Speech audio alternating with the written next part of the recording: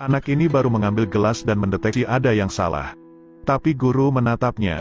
Dia harus berpura-pura minum. Tunggu setelah guru pergi. Dia segera memuntahkannya. Obat tidur itu bereaksi untuk sementara waktu. Saat anak-anak sedang tidur nyenyak, guru memanggil pria berkacamata untuk bersiap bermain. Ketika dua orang sedang bermain, anak itu mengambil pakaian mereka, menggantungnya di atas tumpukan api untuk dibakar. Keduanya mencium bau asap dan segera pergi memeriksa. Anak itu menjatuhkan tongkat dan lari. Dan inilah yang akan mengubah nasibnya. Dia melewati kereta. Tak diduga bertemu hal menakutkan. Pembunuh itu baru saja menyelesaikan misi. Tubuh masih tergeletak di sana. Dia bingung sejenak. Pembunuh segera mengeluarkan pistol untuk membunuhnya. Untung paman di sisi menghentikannya. Anak itu dengan cepat melarikan diri. Tapi tanpa diduga anak itu kembali ke kabin. Berjalan menuju dua orang. Tangannya memegang sebuah anting. Dan itu adalah salah satu anting milik korban. Setelah Paman Lem mengambil anting, dia bangun dan memberinya sebotol anggur. Anak itu mengambilnya dan meminum seteguk. Paman Lem bertanya, "Siapa namamu? Kamu tinggal di mana? Mengapa Anda tidak mengucapkan apapun? Jika begitu sebut saja saya Lem. Saya akan memberikan nama belakangku untukmu." "Siapa namamu?" "Lem Mo." Sejak itu dia mengikuti Paman Lem. Bekerja untuk organisasi bernama Smile. Setiap misi pembunuh selesai, maka pembersih tubuh akan bertanggung jawab. Membersihkan tempat kejadian dan menyamarkannya sebagai bunuh diri. Lemo melakukan tugasnya untuk pertama kalinya. Tapi karena stres dia melakukan kelalaian. Padahal dia sudah melalui latihan yang keras. Tapi ketika melihat mayat anak itu, dia masih tercengang. Tangan dan kakinya kikuk selama setengah jam. Melihat polisi datang, guru menyuruh Lemo untuk pergi dulu. Dan dia tinggal untuk menyelesaikannya. Tapi karena itu dia terekspos di depan polisi. Setelah itu karena ingin melenyapkan Paman Lem, Smile mengirim pembunuh untuk melenyapkannya. Tunggu hingga Lemo kembali. Dia melihat seseorang memotong leher gurunya. Di dinding kiri ada noda darah panjang. Untuk menemukan pembunuh gurunya, Lemo mengumpulkan bukti dalam organisasi Smile. Tapi setiap memberi perintah Smile menggunakan kata sandi. Lebih-lebih lagi setiap bawahan tidak tahu satu sama lain. Dia masih belum bisa menemukan pembunuh itu. Dia masih belum menemukannya. Smile mengincarnya. Sekolah ini memiliki aturan. Sebelum masuk guru harus menulis surat. Saat mengajar dilarang berpaling dari murid. Karena mungkin bisa mati. Tapi guru ini bersikeras membalikkan punggungnya untuk menuliskan namanya. Hasilnya dia terkejut. Aku harus membawanya ke ruang medis. Ayo pergi. Tiba-tiba murid itu kembali dan bilang temannya pingsan. Guru segera pergi ke ruang medis. Dia tak pernah mengharapkan itu hanya boneka. Kemudian pintunya tertutup. Juga tercantum semangkuk api. "Guru Lem, apakah Anda ingin mengajari kami kimia? Hari ini izinkan kami mengajari Anda." Asap kuat membuatnya tidak bisa bernafas. Tapi dia tidak panik. Dia menutup mata dan membuka hidungnya. Semua obat tidak sembab. Semuanya tersebar di udara. Semuanya terlihat dengan benar. Kemudian dia mengambil beberapa toples.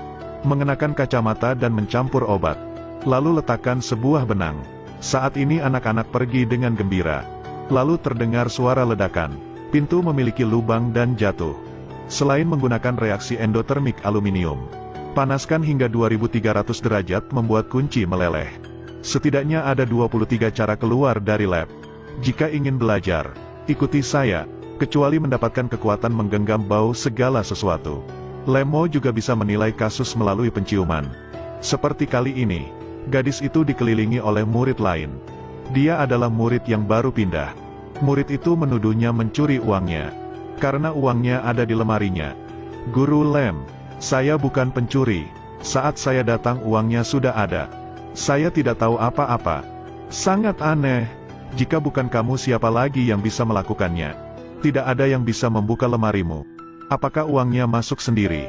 Tapi Lemo menggunakan hidungnya untuk mencium bau. Lalu dia tahu gadis itu difitnah. Karena di kabinet dia mencium bau lotion sama seperti di tangan murid itu. Kunci lemari semuanya sama. Pagi ini ketika Enzi membuka lemari, murid itu menukar kunci. Kemudian ketika tidak ada yang memperhatikan, dia membuka lemari dan memasukkan uang. Selanjutnya ganti kunci lagi. Begitu saja dia menyimpan uang di lemari Enzi. Untuk menyelesaikan serangkaian tindakan ini, Dia membutuhkan gembok ketiga. Murid itu juga dengan patuh mengaku.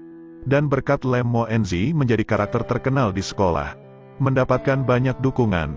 Tapi tanpa diduga gadis yang baru saja dibantu ini adalah pembunuh guru Lem. Tentu saja gadis ini tidak sembarangan masuk sekolah. Smile mencoba mengaturnya agar dia mendekati Lem Mo.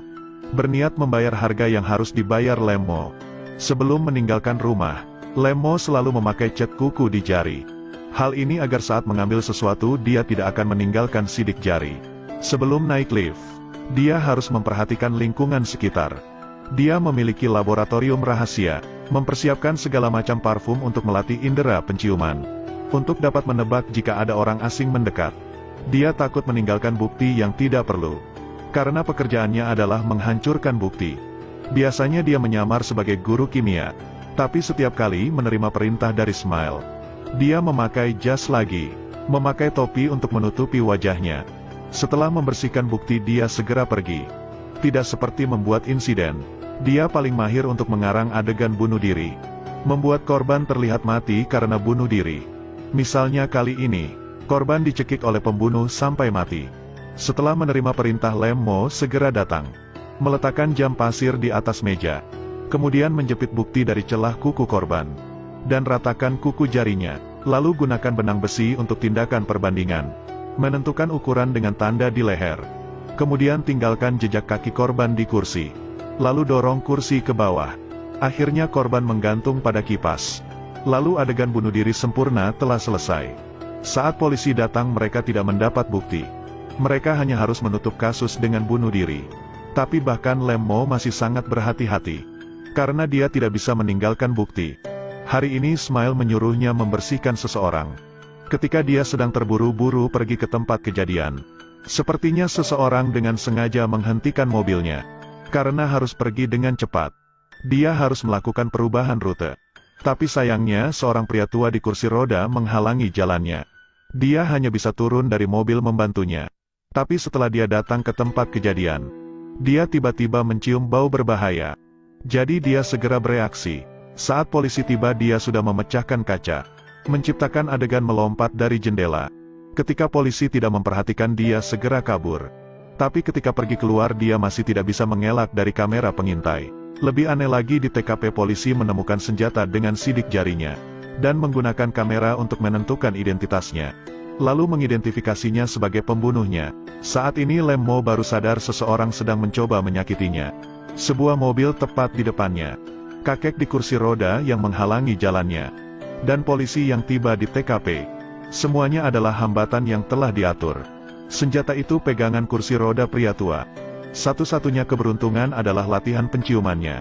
Saat ini hidungnya sepertinya menyelamatkannya. Karena dia sudah mencium aroma parfum yang khas pada korban. Apalagi sudah menemukan kartu nama toko parfum. Besoknya berdasarkan alamat itu, dia menemukan toko parfum itu. Dia mencium parfum wanita itu identik dengan parfum korban.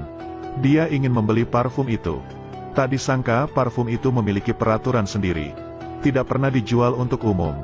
Lem menawarkan harga tinggi. Untuk menghormatinya wanita itu setuju. Dan menyuruhnya untuk meninggalkan nomor telepon. Datanglah lain hari untuk mengambilnya. Tapi yang tak terduga kabar buruk telah datang. Ternyata suaminya yang baru dinikahinya meninggal. Melihat tubuh dingin suaminya, dia tidak bisa menangis. Dia meminta detektif untuk menemukan pelakunya dan menghukumnya.